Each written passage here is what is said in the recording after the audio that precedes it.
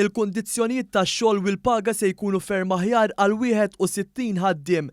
Dan propju tħabbar waqt konferenza tal-aħbarijiet fejn fiha ġie ffirmat ftehim li ilu jiġi diskuss għal bosta snin bejn il-Gvern u l-Union Maltija għall-għalliema l-MUT. Dawn l-uffiċjali fost l-oħrajn jinkludu ħaddiema minn National School Support Services l-NSSS bħal Youth Workers u Counselors li jaħdmu qatieħsa biex jgħinu bosta studenti u l-ġenituri tagħhom billi jipprovdu appoġġ u servizzi professjonali.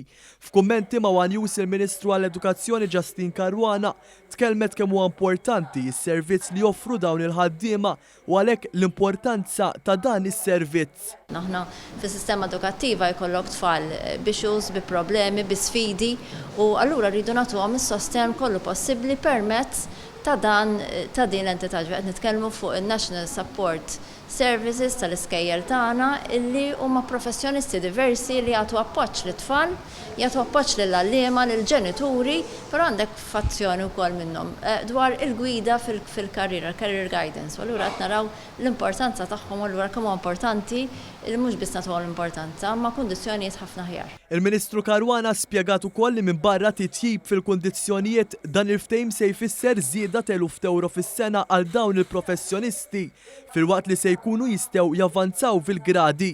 Fil-konferenza tal-aħbarijiet intqal ukoll kif l-uffiċjali fost l-oħrajn iħabtu wiċċhom ma' studenti b'imġiba diffiċli, studenti mingħajr ħbieb, dawk li għandhom moral baxx u dawk li għaddejjin minn mumenti diffiċli f'ħajjithom kemm minħabba l-ambjent fid-dar jew problemi fl-iskola. Min-naħa tiegħu il-President tal-MUT Marco Bonnici saħaq kemm dan il-ftehim se jtejjeb il-kundizzjonijiet ta' dawn il-ħaddiema.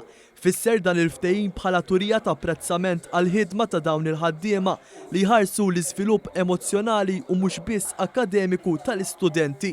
Bonnici qal li dan il-ftehim mistenni jiġbed aktar nies biex jidħlu f'dan il-qasam. Huwa ftehim importanti ħafna lejna, huwa ftehim li kompla jaħdem fuq il-ftehim preċedenti tal-2015.